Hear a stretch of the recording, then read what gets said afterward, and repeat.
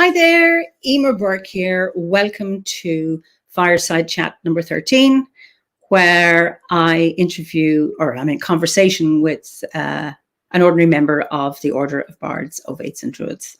So, and those of you who've been following, you know, the amazing people that have been on here and how interesting they are. So whether you're watching this live or whether you're watching a recorded version, you're very, very welcome. So let me know who's here. Hi from Michigan, Vancouver, Skegness, Colorado, wonderful. Washington, lots from America. Bristol, lovely. Oh, it's wonderful to see you all here. That's absolutely great. Who else have we got?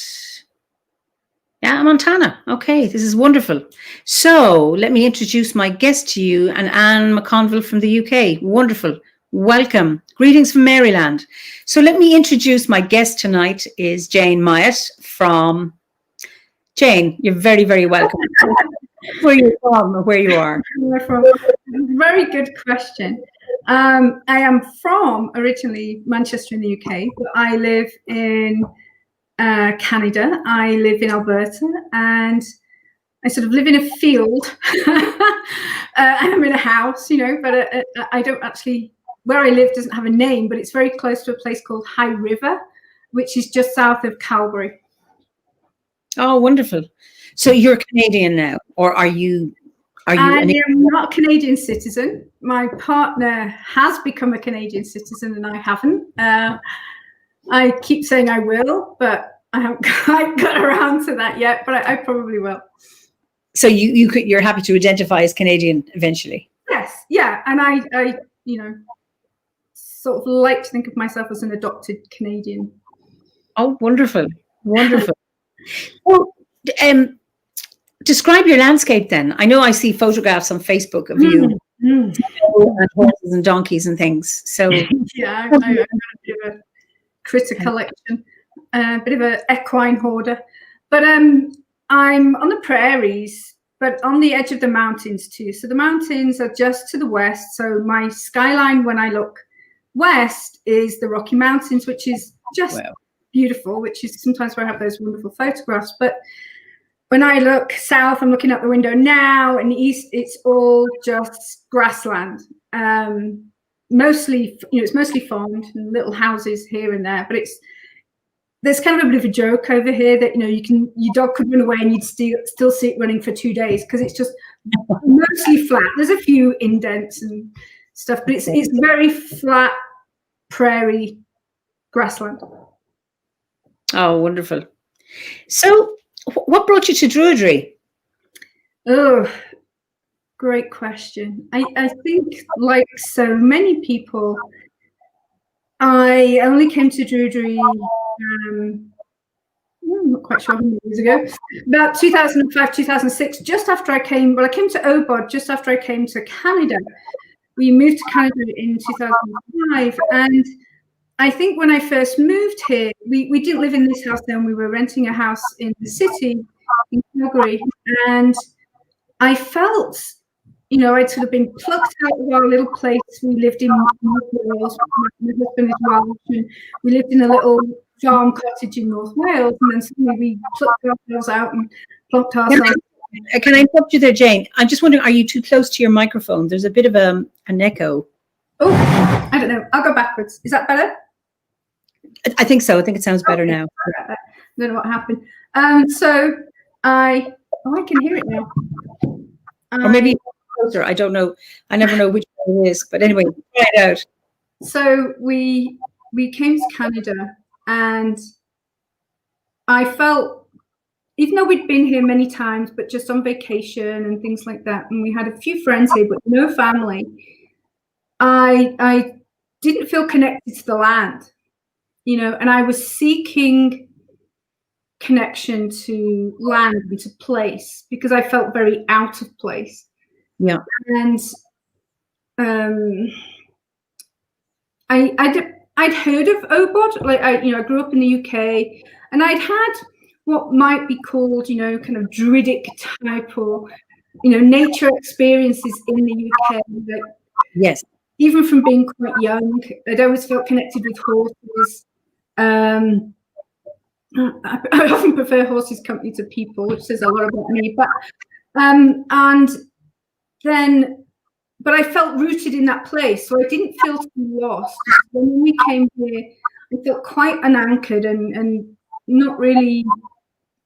Oh, I don't know. Definitely not grounded. And so then I found OBOD. I mean, I'd heard of OBOD, knew a bit about OBOD, found OBOD and joined up, and that really helped me connect with the land here in a way that was appropriate,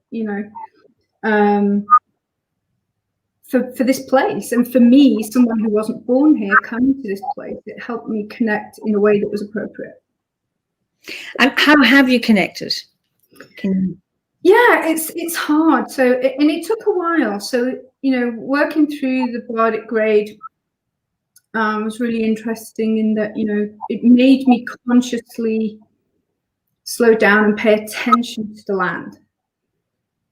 So, every day, yes, I'd come outside and see the land, but I wasn't paying attention to the land. I wasn't noticing the subtle changes. Like when it snows here, you can't miss it. You might get 3 foot snow and you can't get out the door. But it was the subtle changes that I wasn't really paying attention to, and even the changes that it had on me internally.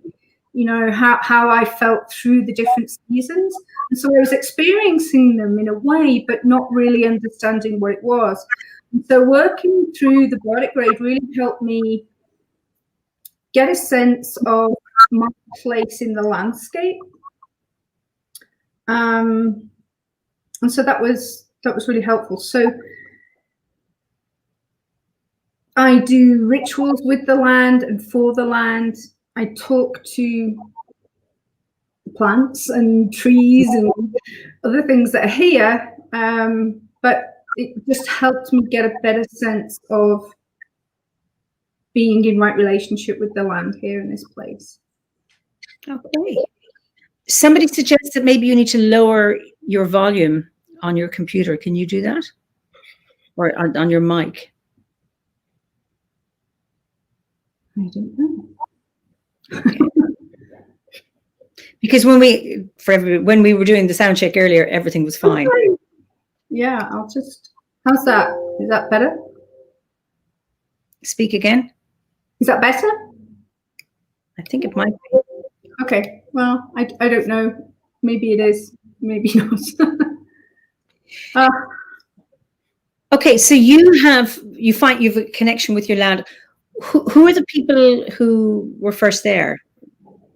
So the First Nations people in this area, High River, which is just a few kilometers away from here, this area was known as a bit of a crossing place or a meeting place. And there was an old medicine tree in High River because it's a river crossing place. And so a lot of the First Nations people here used to travel through this area.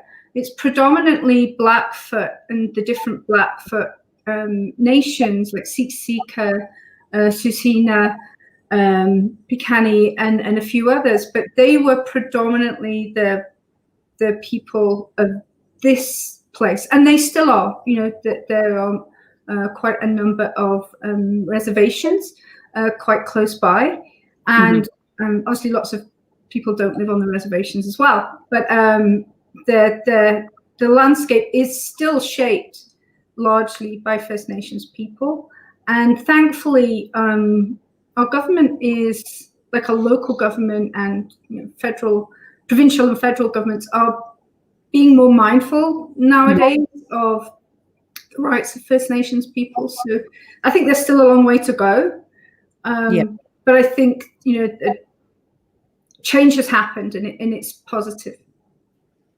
Okay, wonderful. And do you work with First Nations people, or on a spiritual sense, no. In my everyday life, yes. I have colleagues and friends who are First Nation people and Métis people,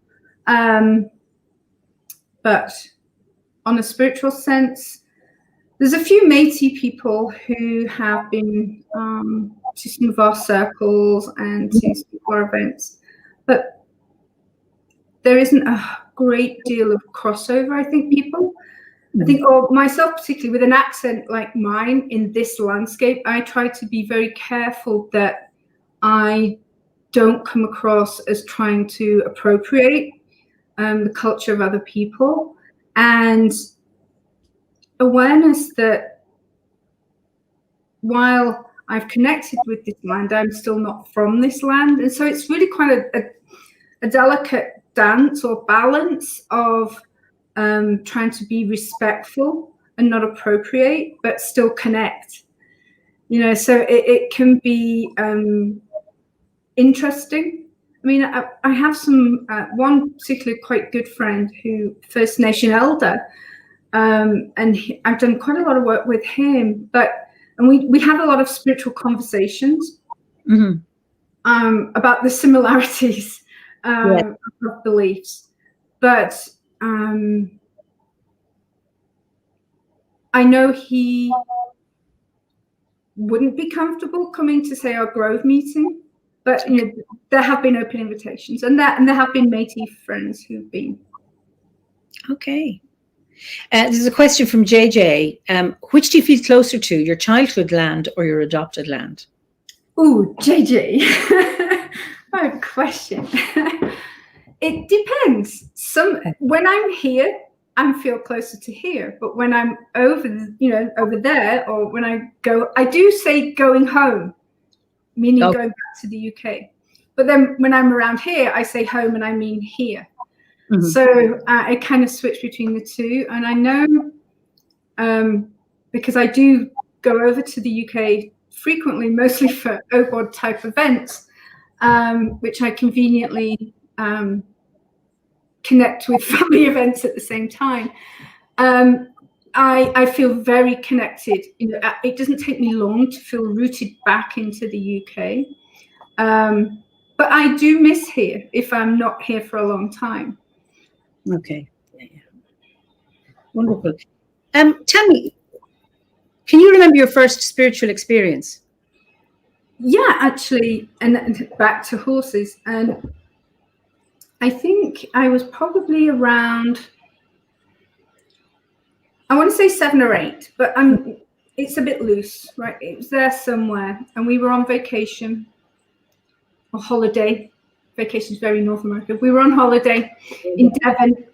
We always went to Devon when we were kids, and caravanning. And so we were in our caravan, and there was a horse in the field next door. And I spent almost the whole 2 weeks sat by that fence with this horse. It was quite ridiculous, really. But, there was all these other things happening that, my family kept trying to drag me away, and they kept dragging me off to do things. Really, by the second week, they kind of pretty much just left me sat with this horse all week. And I felt such a connection to this horse. It was I just couldn't describe it. I didn't understand it at all. I just had to keep, sitting with this horse. And I grew up in Manchester, which is, fairly large city in a very urban environment, inner city, school environment, everything. So didn't really get out to the country much as a kid. We used to have day trips taking us out to farms, and that was what we saw of the countryside. Because my family weren't the sort that kind of we didn't go out to countryside type things. So this connection I had with this horse was quite amazing. We just sat there, obviously in silence. Occasionally the guy spoke to the horse, but it was just, we really had this very strong connection. And, so we just sat there for hours and hours in silence. And again, for those that know me, I'm not really a silent kind of person. And as a child, I was even worse. I was kind of like, oh. And to just sit in silence with this horse was amazing. The connection just felt so deep, and it really changed my perspective on, well, many things, even at that young age. I then had a different, I didn't have any pets growing up. But when we came back, I kept mithering and nagging my parents. No point me asking, I want a horse. Like, that wasn't going to happen. Couldn't keep running back garden. And so I found, through a friend at school, a horse riding stables that was in Manchester, a bit of a ways, and I used to have to go and cycle on my bike. You can imagine, right? 8 and 9 year old, then like a year on, girl cycling about 7 or 8 miles across fields and rivers to get to this horse riding stable on a Sunday morning at sort of 6 o'clock in the morning, so that I worked all day in the stables to get free rides and to just hang out with the horses. So that sort of experience really connected me to a bigger experience of sentient beings, in a way, in that other people did they appear in your dreams? Not really. Okay. Oops. I think I understand this. I'm from Peterborough, very connected to it, but I go north to York when I'm feel like going home. Wonderful. Sorry, I just wondered with the horse. No, I didn't really dream. Okay. When did you start then your own horses? Was when you went to Canada? Or did you? I had one in the UK when, so let's think. When we moved to Wales, so when I moved to Wales from Manchester to, my husband was Welsh, so when, we lived there because it was cheaper to live in Wales than it was in Manchester. And we were in the country, we didn't have land, but we were just down the road from a farm. And so I had a horse and she was on the farm. So I had a couple of horses, and in the UK before we came to Canada. And do you ride horses, or you just be with them? Right now, I just be with them. I used to ride them. I'm getting a bit older now. I'm feeling a bit more frail and less confident about riding them. But some of the ones I have now have kind of aged out. So the two that are old enough or big enough to be riding horses, one's definitely aged out. She's 28, so I won't ride her. Okay. The other one could be ridden, but was never ridden. She was like an abuse case. It's more, I seem to take in all the horses nobody else wants. Okay. And then let them have a happy retirement here, just eating and being treated pretty well, I think. And then I've now got into donkeys, so I have 2 donkeys as well. How many of these animals have you in total then? 5. I've just got 5. I've got only 5. 2 big full-size horses, a mini horse, a regular-sized donkey, and a mini donkey. It's interesting that you say you're too old to ride horses. I was going to start back again, not having ridden for 7 years, last January and into February, and then COVID hit, and I haven't been able to do it, but I intend to do it. Yeah. It's safe to do. I can't wait. I think if I got another one, I can't get any more now. I promised my husband he won't come home and find another one in the field. But if I did, I would try and get a riding horse or a riding mule even. Quite fancy a mule, but we'll see. Are they easy to ride? They don't panic like horses. Horses are very much flight animals, like, paper bag, But mules are a bit more like donkeys, and they're a bit calmer. But not too stubborn. But stubborn, yes. Okay. So is Druidry something you do or something you are? I definitely feel it's something I am. And it's funny, I just posted that same statement to somebody on the open forum, on the Facebook forum the other day. When I first started, it was what I did. Okay. Because I was very, you're very consciously, when you're sort of starting the Bardic grade, you're doing the practicum and you're doing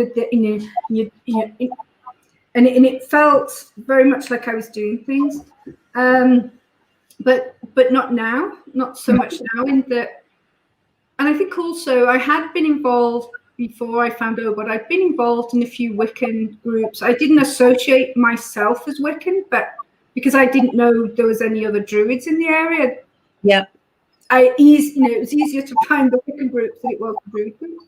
Mm-hmm. And so I've done a few things with them. And even back in the UK, I've been sort of on the outskirts of a few different pagan groups and stuff. So I had some experience, some knowledge. I'd already done, bits of Reiki, and I was using divination and stuff like that before I came to OBOD. And sacred circle dance and stuff like that. So I'd been doing some of those things before I started on the path with OBOD. But now, I would definitely say it's who I am. I mean, a lot of my, I don't just live here and play with horses all day. Actually, I have a full-time job and work that pays for the horses.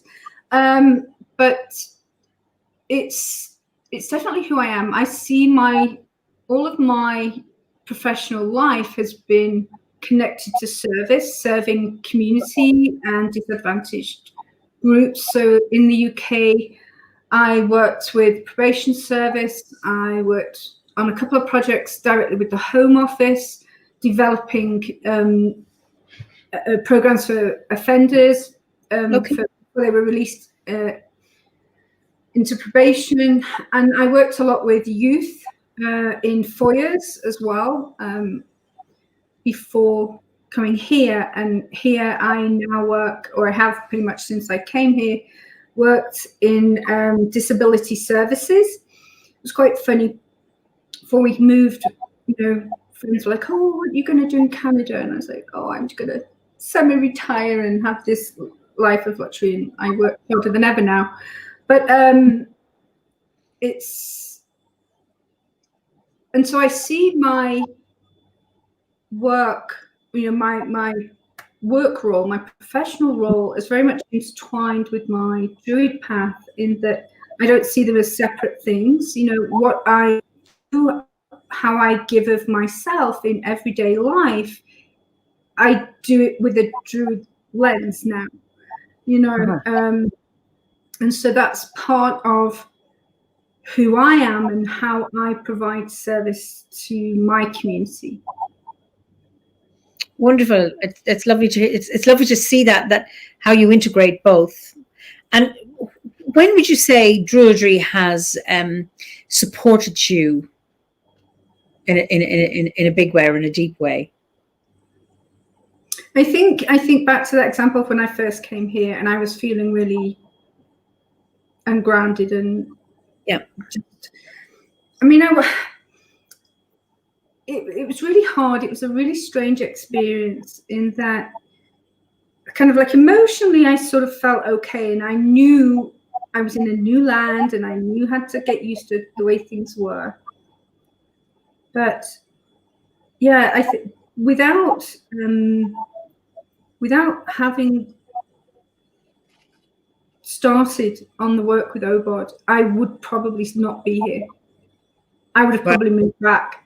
Yeah, which would have meant I'd probably have split with my husband and all, because he felt very connected here, and it would have been a very challenging time, I imagine, if I'd not been able to make the connection to the land here. So it was Druidry helping you connect to the land. That was that support it offered. Yeah. Okay. So, how do you honor the ancestors of this land that you are now connected to? Mm-hmm. Mm-hmm. And again, that's an interesting question. So I do two things in that I recognize the ancestors of the land here, and I also recognize my own ancestors of the land over there. I'm waving that way because that's east. But so sort of on the shelf there, there's some family, some are here, some are not, So I have two little ancestry altars around the house, of my family ancestry and my pets and stuff like that. So that's one way I do with my direct blood ancestry or my pets. But then the ancestors of the land, I mean, when I hold ceremony here, it depends if we do, I connect with a grove. I'm part of a grove here. I helped found a grove in Calgary. Chinook Hills Grove. Shout out to you guys. But if I'm either celebrating with them as a grove or myself here, I always acknowledge that I'm on land that belong to somebody else, other people. Particularly more so in Calgary, because the land here wasn't permanently settled. Okay. The land in Calgary was slightly more settled than the land here. So we always do an acknowledgement at the start of any sort of meetup or event or celebration. And we do that in our grove, but we also do it in work and in our workplace. It's very much a thing that we do, acknowledging we're on the land of other peoples. Okay. And then how do you see your own responsibility as an ancestor yourself?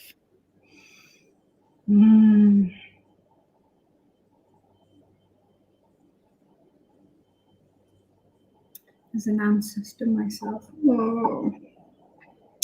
I think partly through my work, I'm hoping that through my work that I'm helping as a leader in an organization that influences up and coming young people in working in service and helping influence government decisions, being part of committees and things like that. So I think that aspect. I think another aspect is with this little piece of land that we own here. Like I say, I'm surrounded by fields, and it does slightly worry me that when we don't live here, what will happen to it? I'm hoping that in the future someone else would live here that would keep it as a home and not revert it back to to farmland, because there's enough farmland around here. We really don't need more. And so I'm hoping that in the future that would happen, but I don't have any direct family that are going to live here, so I do worry about that a little bit. But I think through words, kindness, even everyday kindness, that's something that's really important to me, because my work, and has been for many years, is all about people, right? So making sure, I share kindness, I share a kind word, sometimes I share other words, but, mostly kind words, and try to bring joy, or at least a smile, or help people find everyday joy in their lives. Wonderful. Do you have a personal practice, like a daily practice?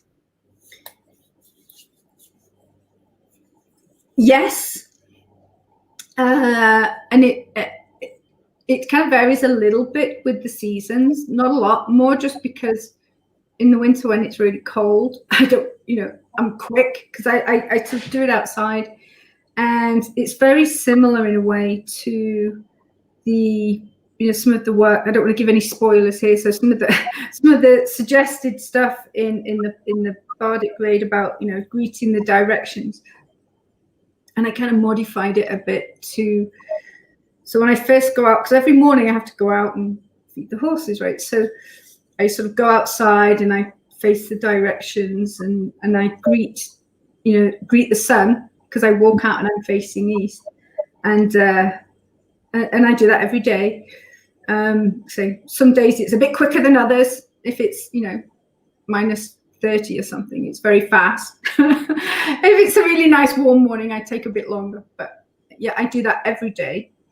But then also throughout the day, it's small things, little rituals, that sometimes I don't even really know I'm doing them. So I have different little altars and things set up in different parts of the house, and I connect with those at different times throughout the day.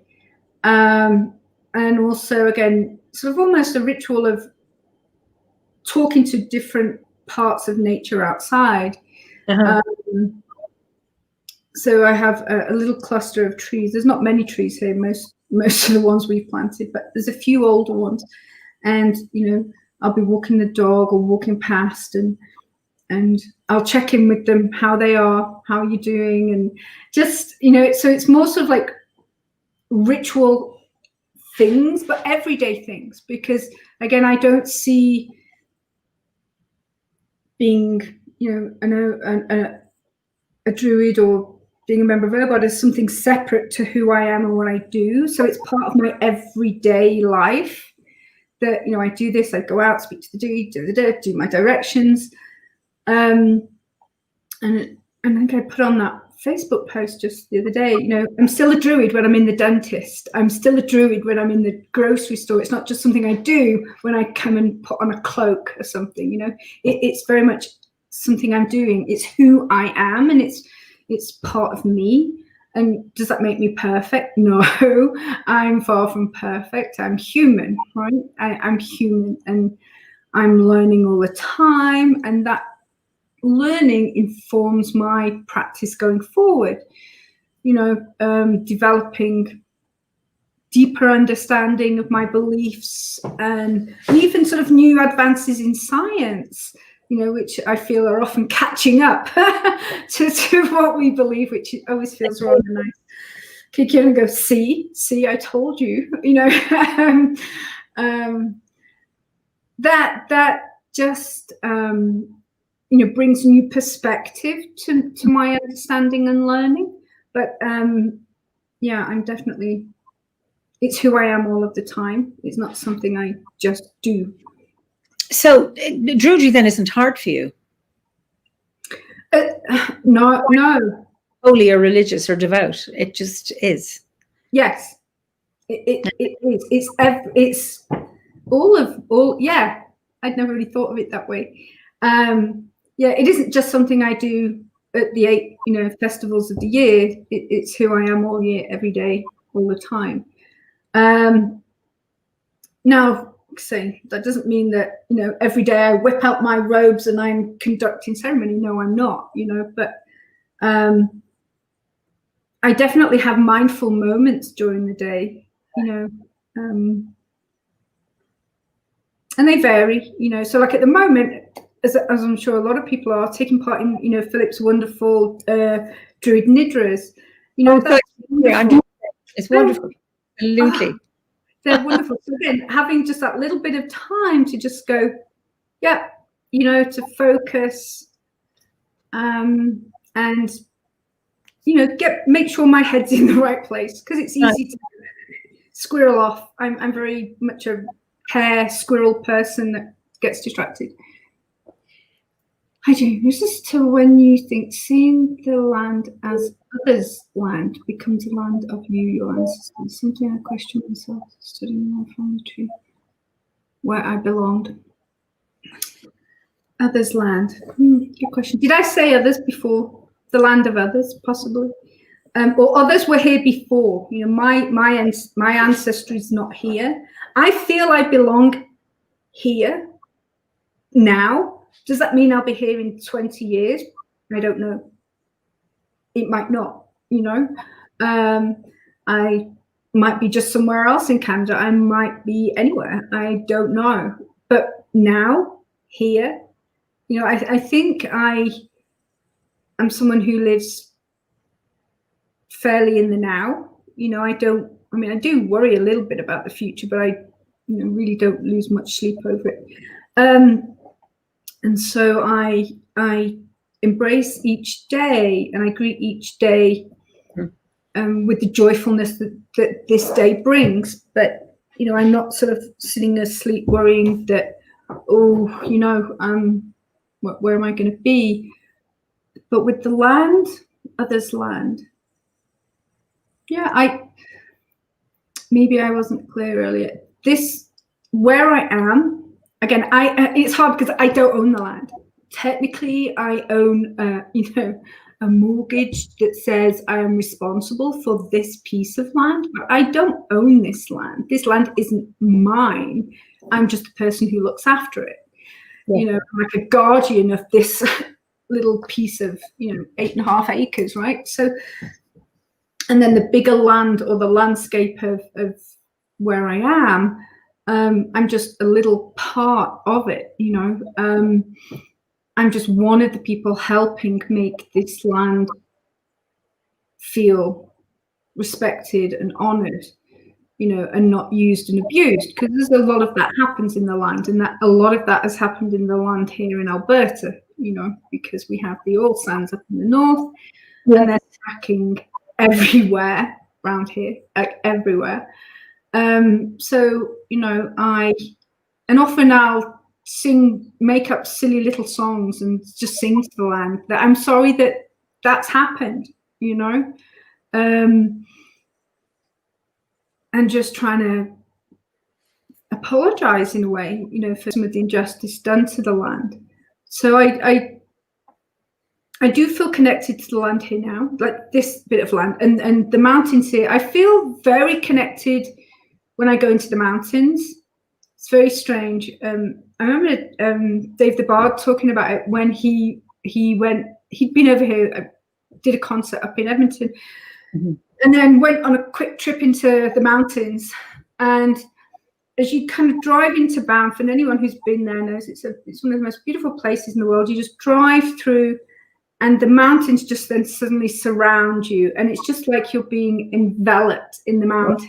And I feel very connected and grounded in there, in that place. It's just a couple of hours drive from here, but living there is a very different story, because when you live in the town, it's very busy and noisy, and but that's a place that makes me feel very, very even more grounded than here. But that's just because it's the mountains.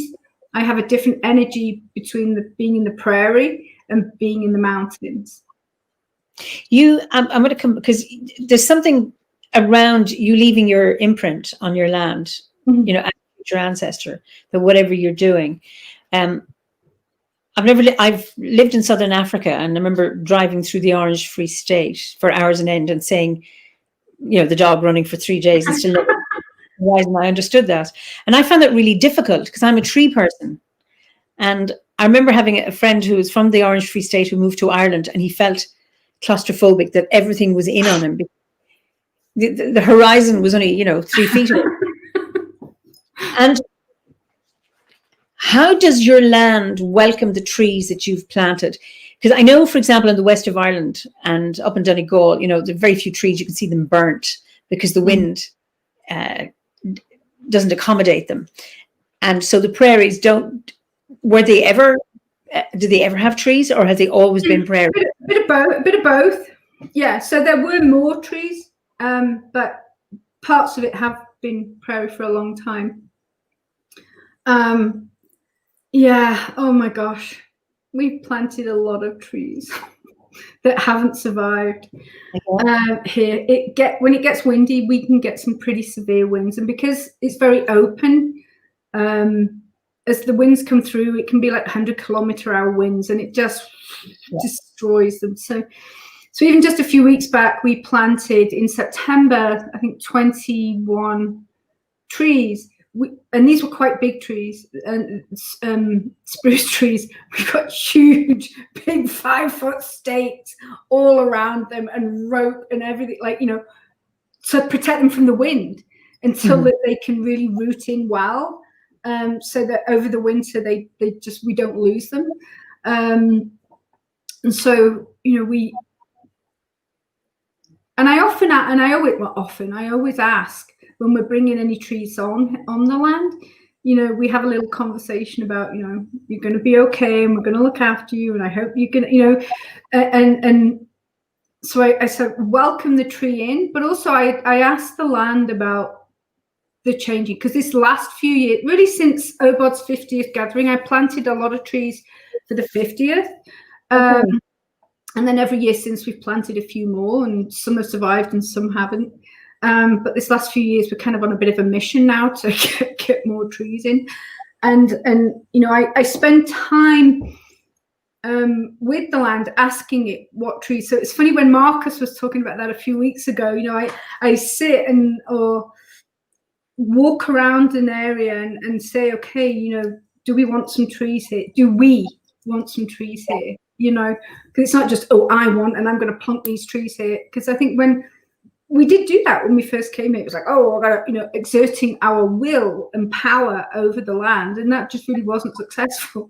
But since we kind of reflected and changed and made it a more collaborative approach, we're having more success. It's interesting. Our own garden here in Kilkenny, when I came, it was a field. There were 2 tiny flower beds, and that was it. And it's really hard to imagine. You have a lot of trees. I have no more room. It's like, don't anyone buy me a tree unless you plant it someplace else. There is no more space. My land is full. But yes, that was, the previous owners had a ride-on mower, and they just mowed it to within an inch of its life. Oh. When we planted stuff at the beginning, so much of it would die because the environment was wild, windy. But we let a lot of it emerge itself. So we have a lot of wild trees that have arrived themselves, wildlings. And as a result, it's created little microclimates. So things grow now that wouldn't have grown 20 years ago. Yeah. And, I mean, I crave trees if I'm in a place where I think I would find it. I've lived in a desert. I've lived in Africa in a desert, and it was hard enough. And, you know, anytime I saw a tree, I had to go over, just have a little bit of shelter. So I'm a... Yeah, I do miss having a lot of trees around me. Not that I had a lot in Manchester necessarily growing up, but I had a fair bit more in Wales. And so I do kind of miss that a little bit, but I've connected quite well with the trees we have got here. And again, I'm a short drive from a lot of trees. But again, I wouldn't necessarily go walking alone in quite a lot of the forests here, because we have things that eat you. Like bears. Well, okay, all right. We have lots of bears and stuff, and cougars, the animal type, you know, and the mountain lions. So yeah, I reluctantly, I have gone walking on my own, but I wouldn't go right out into the wilds on my own. I wouldn't feel comfortable doing that. I always feel I don't have that in my land. I'm just going to finish this, that because in Ireland, you know, I don't have to worry about snakes. Nothing. There's nothing bitey. There's nothing dangerous. The worst are getting caught in brambles and being stung by nettles. That's it. So this is you know, a really good question. And yes, who's English? Okay. Yeah, there are, and even it's quite funny. So there's a few places where the landscape's been changed to, well, that's not quite true. There's a few places where the landscape more easily already looks like the UK, and a lot of UK people have settled in those areas. And then where they settle, then they create shops and stores that very much cater to a British market. So like not far from here, sort of almost in between Calgary and here, is a place called Okotoks. And we joke about it being Little Britain, because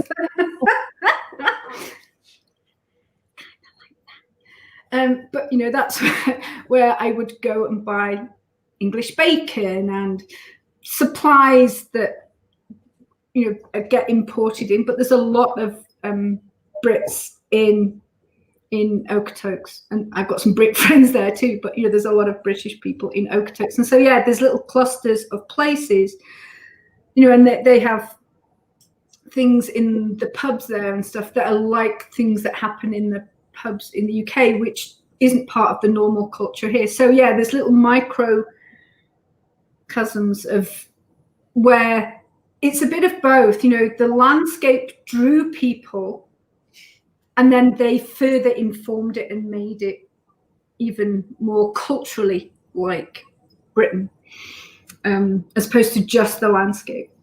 That's interesting how I think when we engage with our landscape, we co-create it. Yeah. I don't know what my culture is. I'm not from Kilkenny, but with the garden I've created there. But I think it's been a co-creation. We have made the garden has made us, and so on and so on. Then you grow that.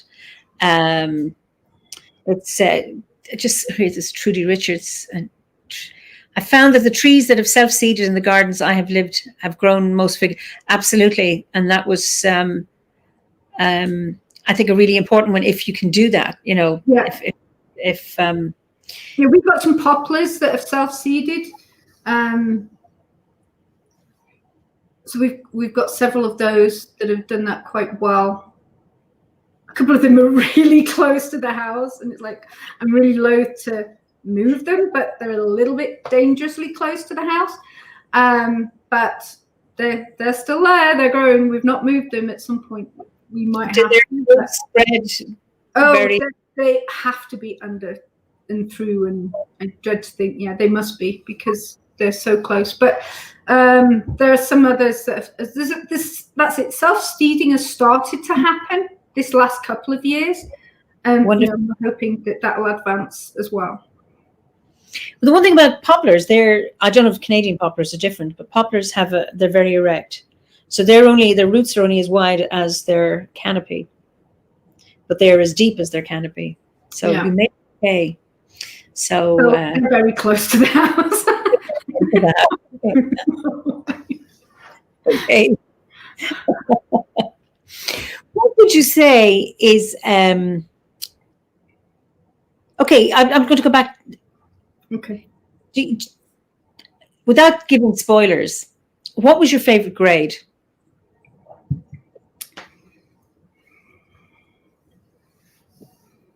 It's funny. I was thinking about this because I knew you were going to ask, because I've seen you ask everybody.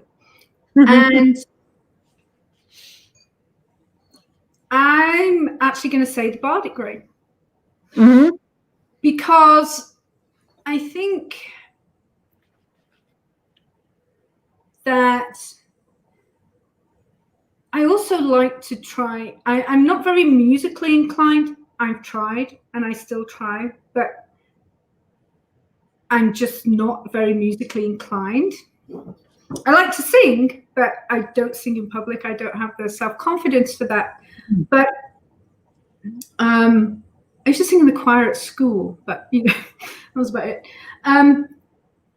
But I like crafting, and I love photography, and I again was inspired by Bardic grade I went and did photography at university for 2 years here in Calgary, right, at night school, and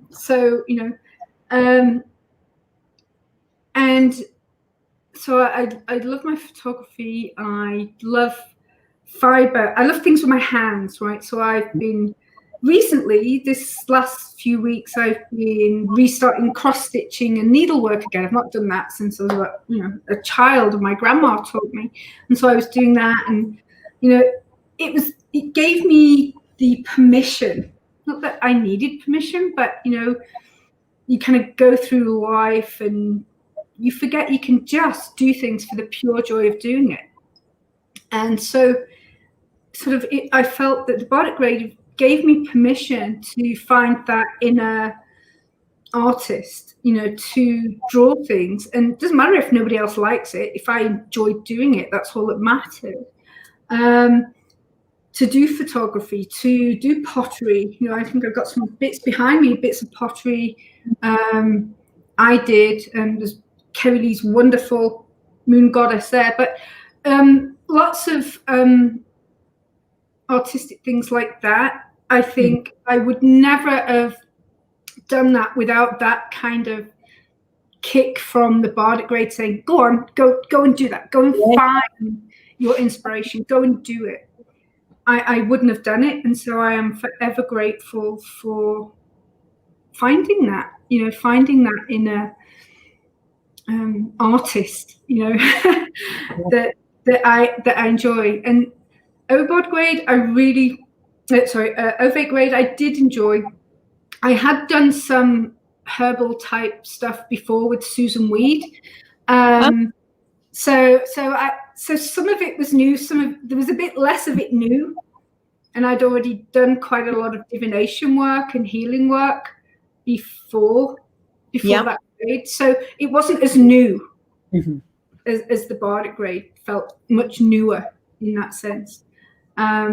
So yeah, for me, my favorite grade would have been the Bardic grade, and because the mail, takes a few weeks to get over here, I was the hare. I totally embodied the hare. I sat literally waiting for that envelope to come, and then I'd take a day off work and just devour the material.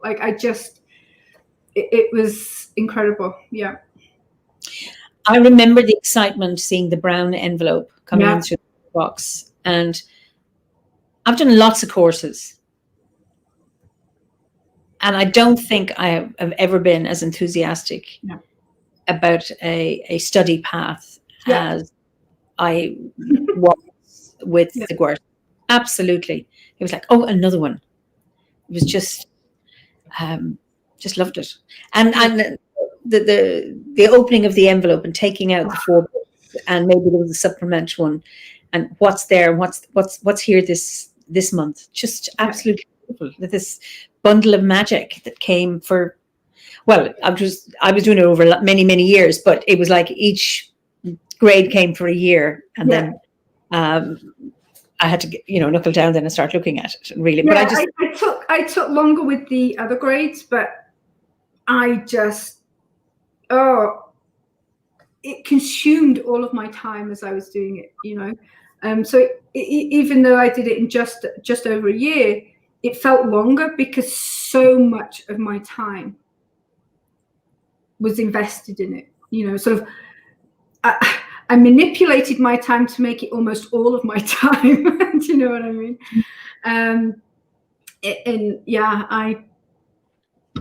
I was pretty invested, and it's been nice, did that typical thing you hear so many people saying they do. Once I finished, kind of came back and looked at material again, and I still have it on my phone because I got the audio versions too, as well as the written material, and so I put them on my phone. So even now, randomly, I'll be driving somewhere, and it'll pop up on my my music list. Suddenly it'll be worst 23, and it'll start going into something, and so that's really cute when that happens. Brilliant. What has been your greatest personal achievement? Ooh, crikey. Not killing myself, I think. I'm pretty, I can be pretty reckless. I was going to ask you, what was the most reckless thing you've done? Which one do you answer first? Talk about, I've had some close encounters with horses, that's no surprise. Motorbikes, particularly in the UK. I've not done my license here just because I'm a little pig-headed, and I would have to renew my license. And I sort of think, well, I've been riding motorbikes since I was 16 years old. Why should I have to take a test again? So that's just my own stubbornness here. But I had motorbikes in the UK. And there's been a few times I've had a few near-death experiences on motorbikes. Yeah. Lots of sports. I used to do a lot of caving. I used to do that quite a bit in the UK. Loved that. Like, I'm not claustrophobic at all, so having to be in a crazy space or tight space or in the dark like that. In fact, actually, it's that cave thing. It's that being in Banff. It's the mountains around me. I could happily go and live in a cave, underground, rocks above me. That would be just fine for me. So I've done lots of reckless things like that. Feels like there's been a lot. And I'm terrible. If someone gives me an idea, I'll run off with an idea. And people at work wouldn't believe this. I am so health and safety conscious at work. But when it comes to my own perhaps personal safety, I don't have those same boundaries and limits, and so I will be much more of a risk taker than I am in my professional life. Well, if there's anyone from your work listening, I'm sure they'll be very, very relieved. They'll be horrible. They wouldn't believe it. So, what has been your greatest achievement then? Recklessness aside. Recklessness aside. I really don't know my greatest achievement. I don't think there's any one thing that really sticks out. One thing that was really nice, I don't know that it was an achievement and it wasn't totally mine, but there's been a few things. There's a couple of years ago. So one of the things that the Grove in Calgary that we did, and it was an idea sparked by one of the members, Susan McDonald, so I'm giving her full credit for the initial idea, to go for a walk in a park. Mm-hmm. And so then what we decided, sounds like a very simple thing, right? But you don't always do it, you know? So we decided as a Grove we would do what we called our Druid walks. And so every once a month on a Sunday, we had a Druid walk. And so Calgary has a lot of parkland, for a big city. And so, you know, and it's one of those strange things, like used to even just happen back in the UK. You know, if you're from the north of Calgary, you've perhaps never been to the south of Calgary. That sort of thing. So we were trying to go to places we'd never been to before. So over the span of 3 years, we visited every single park we could that was open, because some had got closed because there'd been flooding and different things like that. But we visited pretty much every single park in the city through these walks. And we also used those walks as a way to have new members come and meet us and join us, you know, because we would get people email or contact us on Facebook saying, oh, hi, can we come and join your Grove? And, you know, you don't know who's coming. So we would invite people to walks. And so a lot of people got to meet us on the walks. And as we were doing the walks, we, you know, would take photographs and then put them on Facebook and stuff like that. But then as we were coming towards the end of the 3 years and sort of starting to run out of parks, we actually did a little art show. Oh. So Susan and I, had photographs, used photography we'd taken during the walks, and we had it in a gallery, and it was a gallery in Calgary. And so that was pretty nice. We had an art show that was open to the public, the general public. And it was really funny, sort of like on the opening night, there were 50 people who came from community who weren't members of our Grove, and then it was open to the public for a couple of weeks. And so that was really cute. Like kind of connecting, again, bringing that everyday mindfulness of nature into the urban environment. Because Calgary is a big city, like, for those of you that don't know, I think it's about 1.3 million people. It's a pretty populated, it's a lot of urban sprawl, but a big city. Okay. That sounds absolutely wonderful. And it's great, say that okay. Jayne, could you tell us about a specific park that perhaps your Grove has developed a special relationship with from using it over the years for rituals and events? That's from Blake Octavian Blair. We struggle with this. Our Grove struggles with this, and we talk about this every couple of months because we struggle. We haven't found a single place. So when we first started doing ceremonies, we tried to switch it around. We were trying to just accommodate everyone in the Grove, because again, people were spread out from all over. I'm from way south, I'm outside of the city, but then there were people in the north, in the south, and or whatever. And so we were trying to accommodate everybody, and it was really challenging. So sometimes we'd be at one place, then we'd be at another, but then in the winter we'd have to come inside because it was too cold anyway. We'd all freeze to death.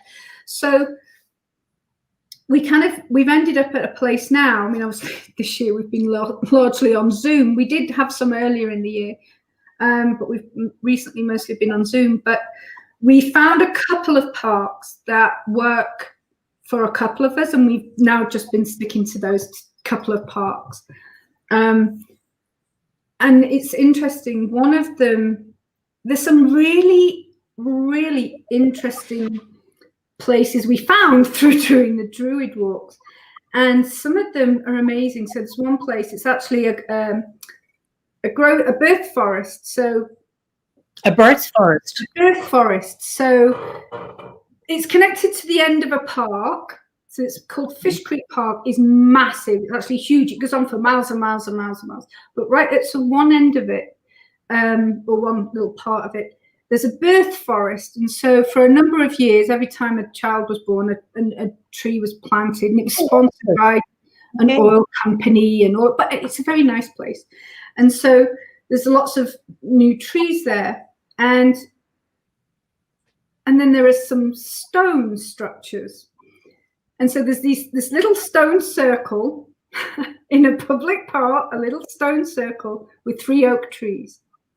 Oh. And these oak trees are little saplingy. They're looking a bit better. So when we first started going a few years ago, we were always quite worried about them, and we were doing a lot of energy work with them, and they're looking a bit better now. So we've been there a few times. That's a rather nice place. And then there's also, sometimes just for the convenience of going backwards and forwards and more central, there's a place called Tom Campbell Hill, which kind of overlooks, it's a natural outcrop that overlooks the downtown area of Calgary. And you can see a lot, because it's kind of, you can see quite a lot of the city. So that's nice for certain rituals, and we've had quite a few there. And again, that park has a circle built by the parks. Like there are so many parks. There's even a folly being built up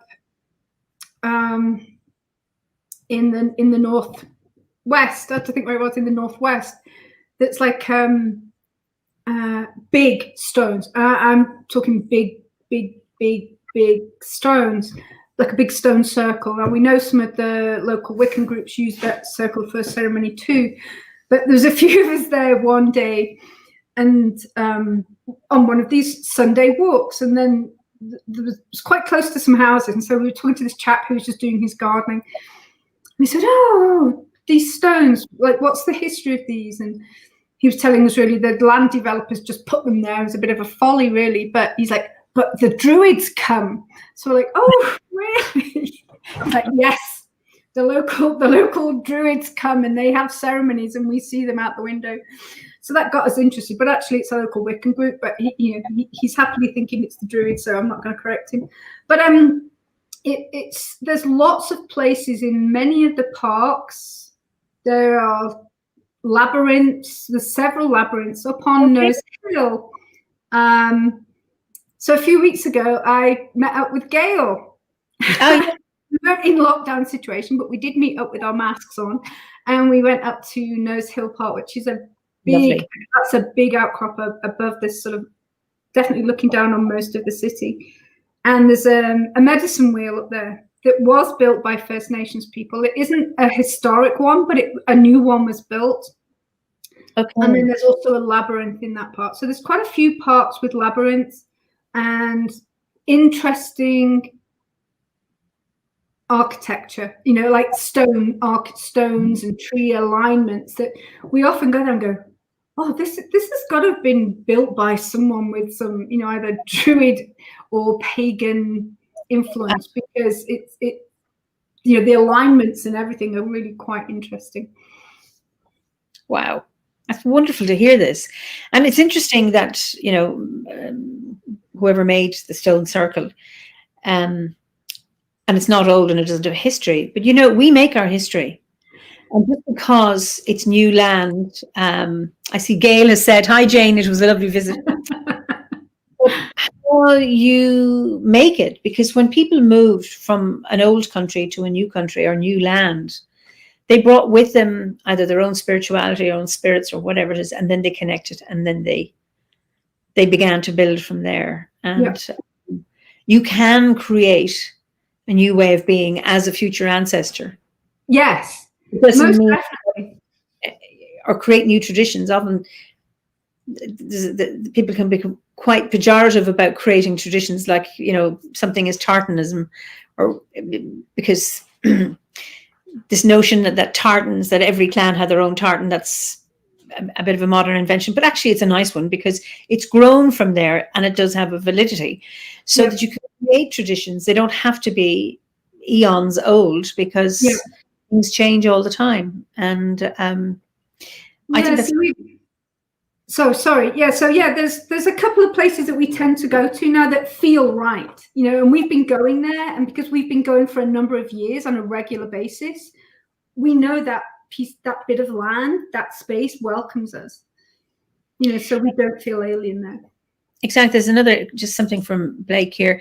We can bring sacredness to new modern creations. All traditions and sacred spaces begin and are consecrated at some point in time. Thank you for speaking about that, Eimear. I think it's important, and I think, just as you said, that the energy of these places is growing as you visit. And I think it's really, really important how we grow our landscape.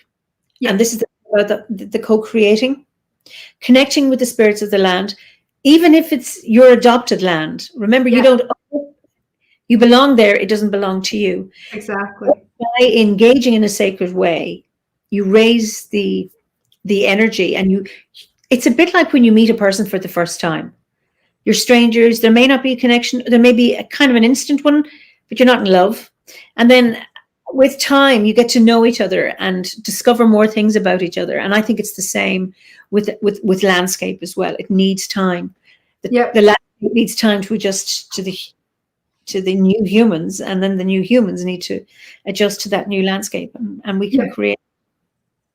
Oh, most definitely.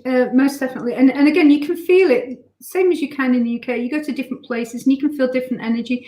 The same is here, you know, in that it's very much, you know, we had a little camp a few years ago out in the mountains, and we visited a place I'd never been to before, but, you know, some of the folks that have lived in Calgary all their life had been before. There was quite a few of us had never been, and it was an old mining town, and it's really just like a free walk through bit of space now, community space, but it had a lot of feeling of sorrow. We were all sort of really quite horrified by the time we'd left, and we were doing energy work, and it was like, oh, you know, some sad things happened here, and we all had that sort of sense of sorrow for the land and of people, and so we did a fair bit of work for that land. I mean, there's still a lot of sad energy there, but you know, it's those, you know, there are places you can go to that the land still holds that, even though the people have gone. So like, there's nobody living. This is an old deserted mining town. There's nothing there now. There's a few railroad tracks and a few, you know, things. But the feeling, the energy that is still very much there for those, you know, for people that are aware to those kind of things. You know, not everybody is. Not everybody can feel those things, but it was pretty powerful there. Just something has occurred to me, and I don't know if this is correct, but it's almost like an abandoned town, and that feeling abandoned and a huge amount of sadness in addition to whatever was left there. I know sometimes there are places that need people to visit, and then there are places that don't. So my house here needs people to visit when the pandemic is over, of course, but it's a house that survives on visitors and people coming, rather than just 1-2 people living here. And it's that somehow there's, and the garden needs people to visit. It's just that wonderful, again, coming back to that co-creation. That's absolutely. Most definitely. What regrets do you have? Well, don't really have a lot of regrets. Sometimes I regret I acted impulsively, because I frequently act impulsively and go, oh, learning moment missed there, or, you know, I have a learning experience which was different to the one I'd hoped for, but I don't really regret that, if you see what I mean. I just take it on board as more of a, oh well, you know, lesson learned. But I rarely regret anything, because that's quite a powerful word. You know, regret's quite a powerful word. And again, because I try to live very much experiencing now, I don't have too many regrets. I mean, there are a few minor ones, you know, like when you're a teenager, it's like, oh, why did I do that? Or, you know, so those kinds of normal human things, but then not big regrets, no huge big regrets. So what are you grateful for then? Oh, everything. Life, being here now, even through COVID, you know, being in the world at this time, in this body, in this place right now. Does that mean I always love myself? No, there are days it's like, oh, my hair, oh, I'm too fat, oh, I'm too thick. You know,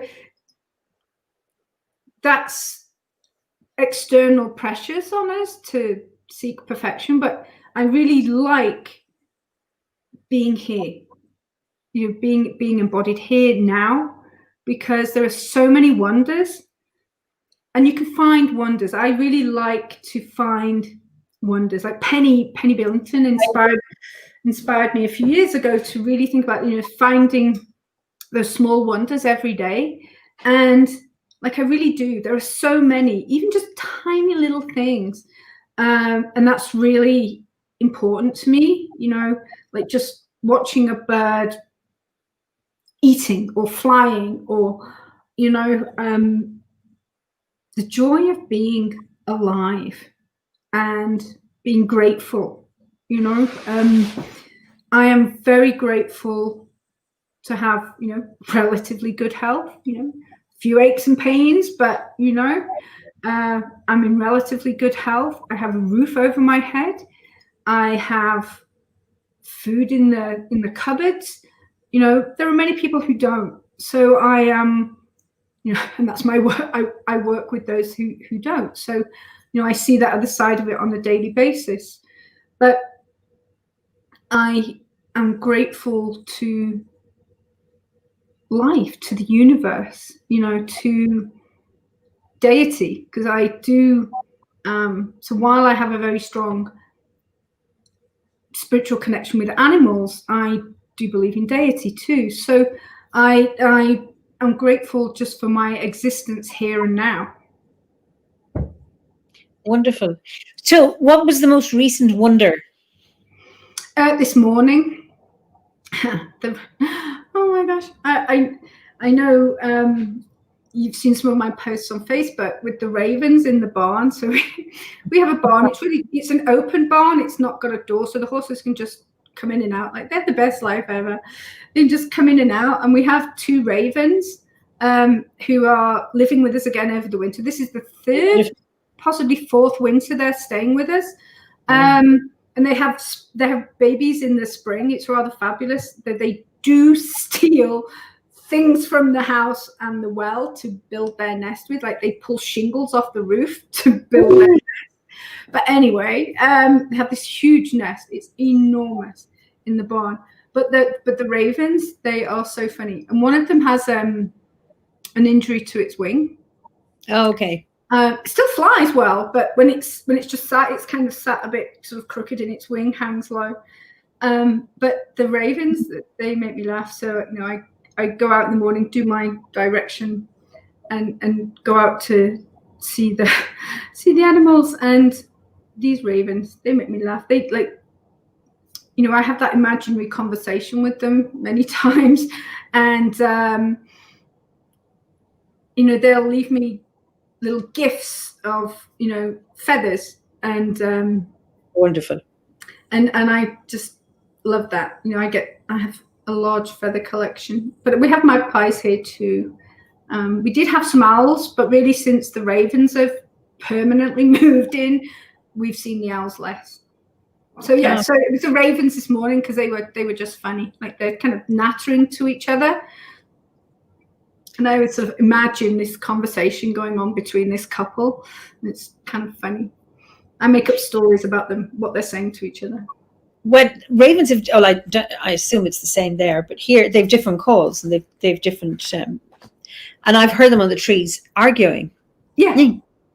And that's somebody calling from one area and then somebody from another raven from a distance answering. But then there's two on the one tree and they're arguing. And they have a kind of there's a tone to their call. You think, oh, they're having they're having an impassioned discussion. And I think that's yeah, and that's it. I make up in my, so I hear these two talking to each other or calling. If one of them often, when I go in the barn, one of them always flies out and one of them usually stays. And I always imagine them going, oh, you don't have to go. She's not going to hurt us, you know. And I make up these imaginary conversations with with the things that they're calling to each other. And so I find that it's amusing for me, obviously, but I find that quite funny. So yeah,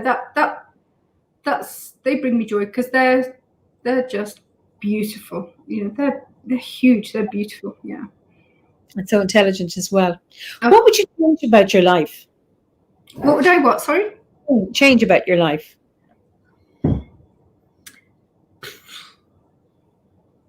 If anything.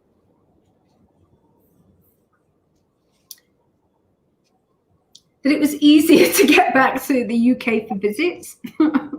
Which it's not really about my life, but I do like, while I do enjoy being here, I do like to come back and see my family and all of my OBOD family. I think I sometimes actually miss my OBOD family more than my birth family. So I think just maybe that's a regret. I regret that I do fly and I'm not going to stop. So I'm very conscious of, so sometimes I feel very torn, and I always do the carbon offsetting when I fly. But I do get so maybe that, just circling back to that question, maybe it's kind of connected to that. What would I change? Maybe I would fly. Maybe I'd be able to fly. Speak to the ravens about that. But I change. I don't think I'd change much else. There are days you have those, I wish I didn't have a bump in my nose, and I wish my hair was grey like Eimear's. It's beautiful, Beautiful hair. That's just stuff, right? That's really important stuff. It's just silly stuff, But there's nothing really much. I mean, maybe.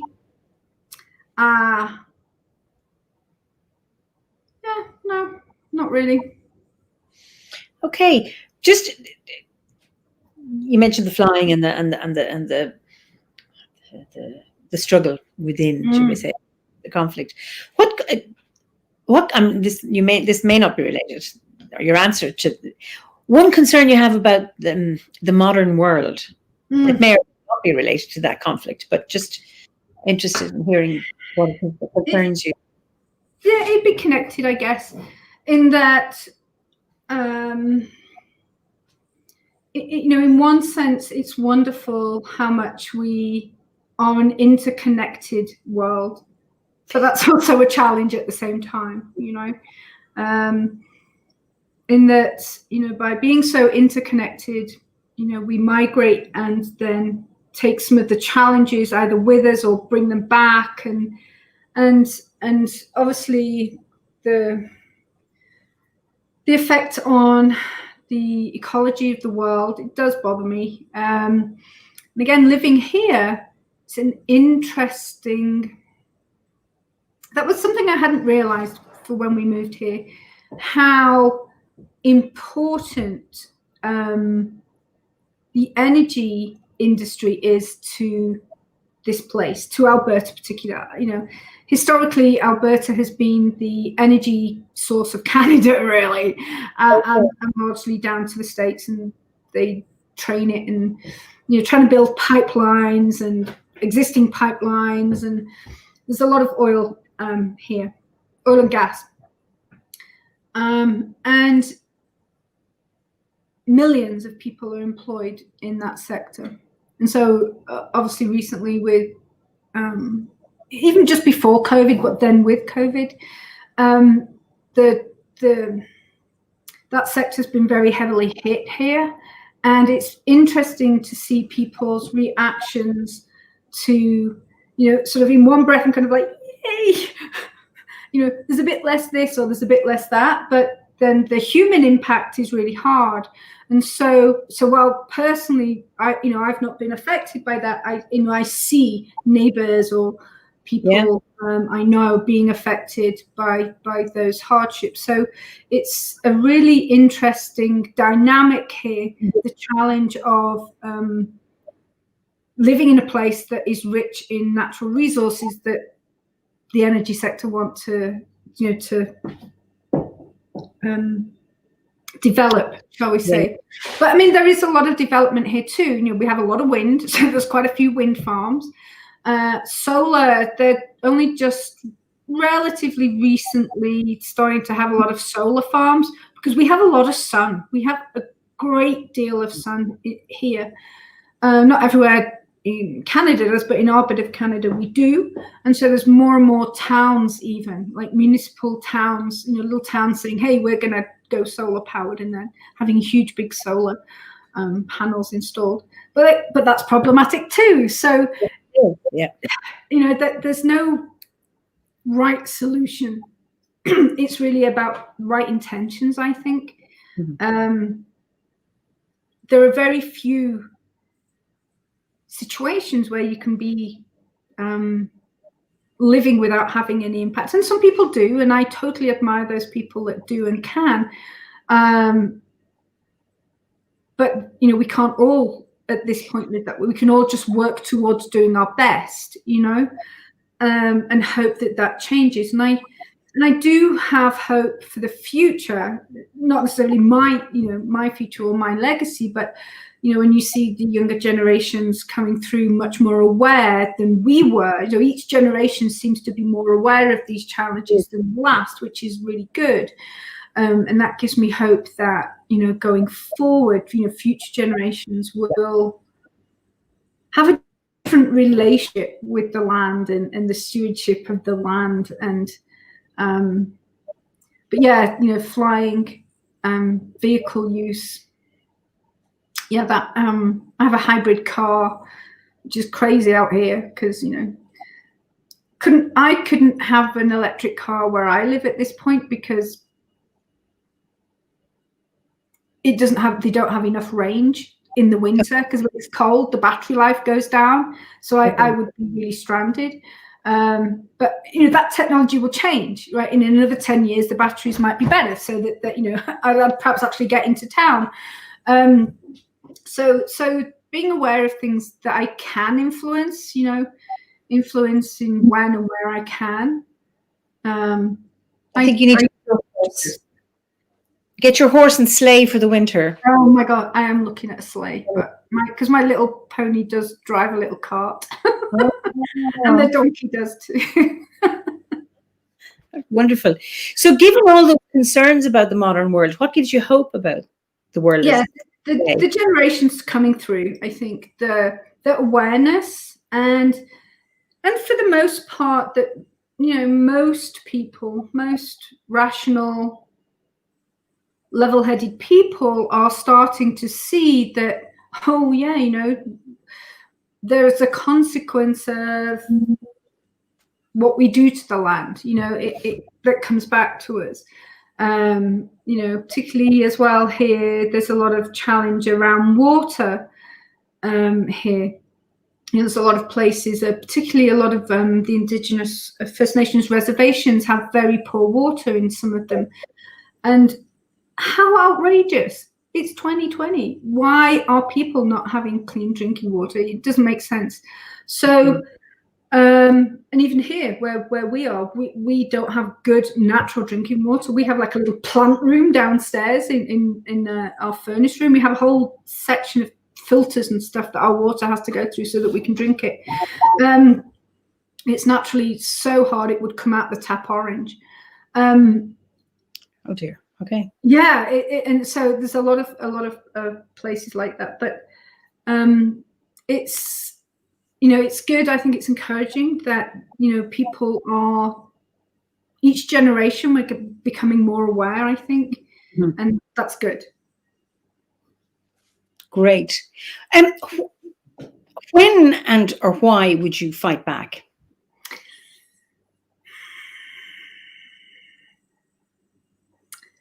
I would like to think of myself as a pacifist, but I would fight. I know I would. I actually haven't, but I know I could. I'm often prompted into action. That doesn't mean fighting. Yeah. As in fighting. I have been on marches. I have been, particularly for the Murdered and Missing Indigenous Women march that happens every year in Calgary, because that's a problem. There's a big problem of Indigenous young women go missing every year, and it's a national blight. It's really bad, and it's quite bad in this area and in parts of British Columbia. Are they being trafficked, or where are they going missing to, or have you any idea? I think it's a combination. I think some of them are being trafficked. Some of them are murdered. They're often found. Some are found, and so it's a combination of things. And so I support that cause. I obviously also support the disability rights movement. I very involved in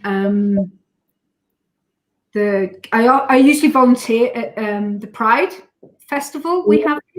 I usually volunteer on one of the stands, or do some photography or stuff for that too. So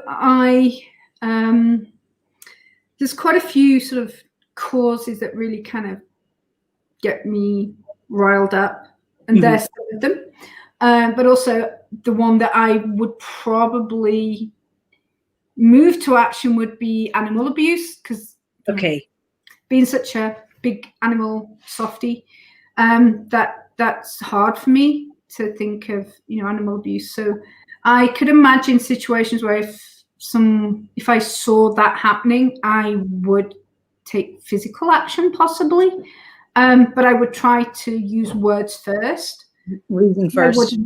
I would intervene. We're trained to intervene with non-violent interventions, so I would employ those skills from my professional life of trying to intervene if I had to. Okay, it's just a question back from Blake. Can you tell us some of the organizations you support that people can look into the missing Indigenous women? I'll put some links in here after, because there's a few. So I'll add that on after. Okay, wonderful. Okay, is there a person in your life that you admire now? Yes, Philip Carr-Gomm. Oh yeah, tell us why. Why? Hang on, have we got a week? Right, okay. Again, I think apart from being a really nice chap, and I use that word chap, he's a chap. He's not a guy, he's a chap. He's a really nice chap, and his work of the grades is amazing. Yeah. It is truly amazing. I get really emotional. Look at that. I remember Ronald Hutton, I think it was at the 50th celebration, he said that history will look back at what Philip did in creating that work and will acknowledge how amazing it was. And that always stuck with me, because Ronald Hutton's another one that's up there, a really interesting chap. But I think in developing the three grades, but the work within the grades and tying it to psychology, it's not just all woo-woo, dancing around. It's it's based in psychology. It's based in many things that are known and factual. It's not all just fantasy made up stuff. That's right. And it's really transformative. I know it's changed my own life, and I see it in others too. So that, Philip, I think I hope he appreciates the impact he's had on so many. It's very emotional. Somebody say hats off to Philip. Definitely kindness from Holly Munford. Absolutely. Hear, hear.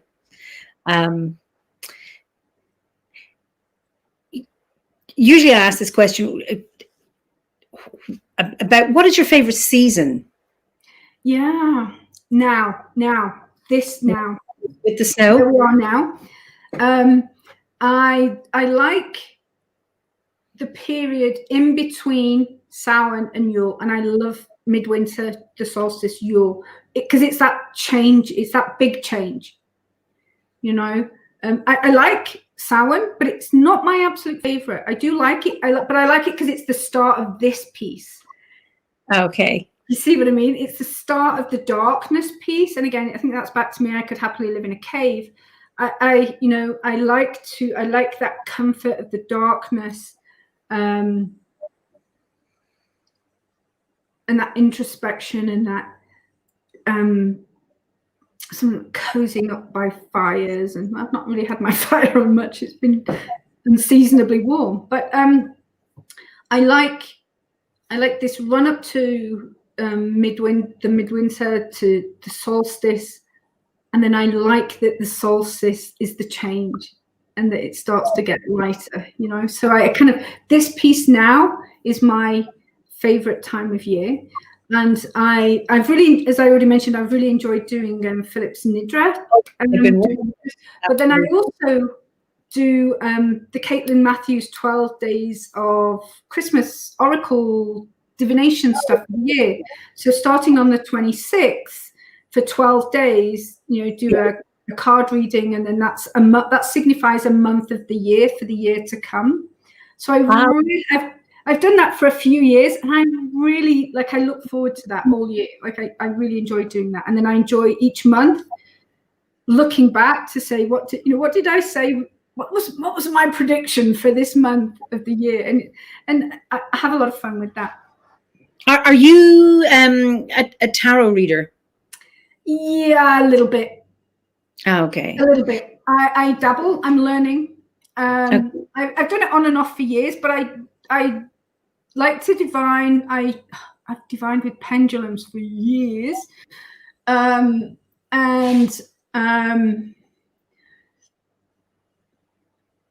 again, so sometimes signs in nature. I like to sort of get signs, or I couldn't just say it's one thing. I don't just study the clouds, or I don't just study the birds. It's kind of like a combination of how things are. But the tarot is something I dabble with rather than I'm really into. And I think that's probably because I have a bad memory for studying pieces, in that because of my recklessness, I have had a number of head injuries. I've had several head injuries over the past few years.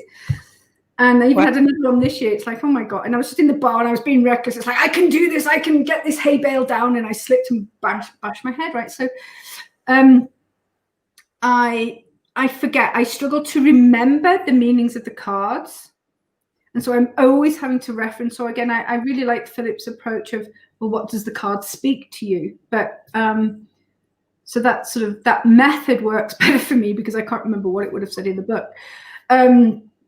So I sort of dabble, as opposed to I'm a hard and fast, but I do like to do a little bit of that. In case anyone's interested in a Kathleen Matthews thing, can you put the link there? Oh, yeah, it's fabulous. Okay. All these things I got to remember now. I'll forget. And somebody says, Marcus Smith, have you used the Druid Animal Oracle? Yes, I've had those for quite a long. I've got the plant and the animal and the Druid craft, and then I have a few other ones as well. And then on Steve Hansen, wonderful tarot person. I'm doing his and Philip's course online at the moment. I have a few other decks too, but yeah, the Animal Oracle is. I have the physical cards, and I also have the one on my phone as well, which is really handy for when you're traveling, because they're big cards. Like, that's a big deck to get when you're trying to travel light across Europe with 2 very small bags. So I have the app on my phone. So for anyone who can't get hold of a deck, try and see if you can get the app version. I know it's not quite the same, but it's very good. They're easy to get. I mean, I have them on my phone. Or the thing is, then you change phone, it just comes with you. Wonderful. So I've asked you what's your favorite season, but what is your favorite eightfold of the Wheel of the Year? Do you have or is it like, or do you have a particular ceremony that you like? Yeah, I like. Oh, I like them all. And it's funny, I like some of them as a group and I like some of them as individual. Do you know what I mean? So it kind of varies a little bit. I like,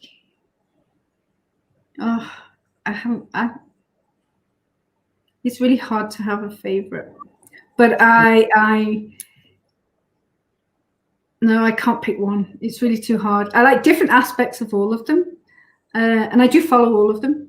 So sometimes with our Grove, or even sometimes I'll do a group one. And then if it's one I really particularly like, the solo ceremony, I'll come back and I'll do that, the day after or something like that, and do another ceremony, a solo one. And then often actually in our Grove too, sometimes we rewrite them a little bit with a little bit from the group and and we make it a little bit more appropriate to our land, so we just change a few bits and parts of the ceremony.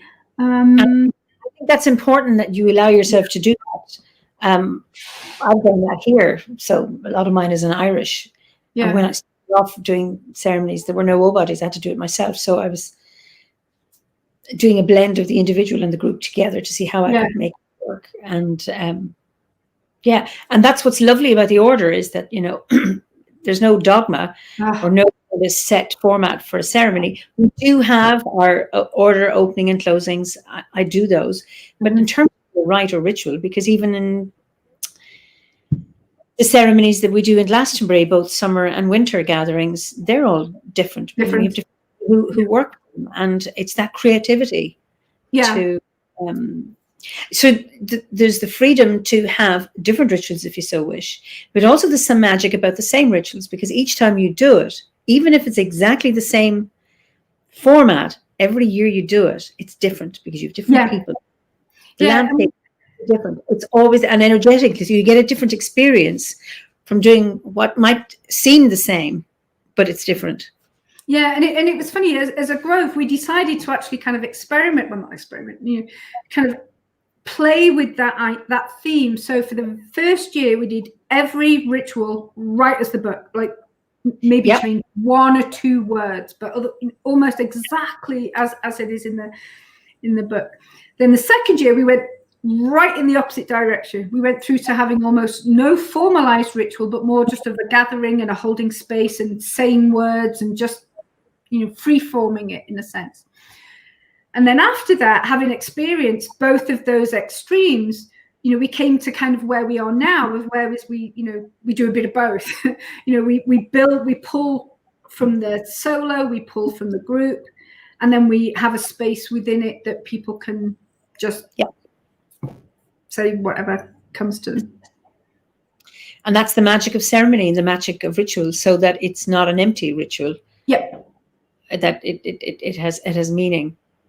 Well, we've come to the end of our time, Jayne. You have been most delightful guest. I really enjoyed talking to you, and judging by the comments, and I'm sorry I couldn't respond to everybody, because by my eye I'm looking at those comments while I'm listening to you as well. It has been an absolute joy chatting to you. My absolute pleasure. Thank you. So you're going to stay there, but I'm just going to say goodbye to everybody here, and we'll see you on Saturday anyway at our ritual, won't we? Oh, I'll be there. Okay, so see you in a few minutes. So thank you, everybody. It's just been absolutely wonderful to see your comments, as always, and how well you engage with the conversations here. Absolutely wonderful. So just to remind you that we will be having our first ever online winter solstice ceremony by the order, thanks to the circumstances in which we're living, but it means that it's available worldwide. So it's going to be at 7 p.m. UCT, that's Universal Time, that's GMT in old money. And it'll be available on these 4 channels, the ones that we're watching now. So either on Facebook or YouTube that you normally find here. So I look forward to seeing you then. And if you don't, anyway, I will be here this day week, which will also be Christmas Eve. So even though spiritually I don't celebrate Christmas, culturally I do. And living in Ireland here, we cannot avoid Christmas. I think that might be the case for many, many countries. So I look forward to seeing you next week also for another conversation. So in the meantime, be well, slán go fóill. Agus gur míle maith agaibh.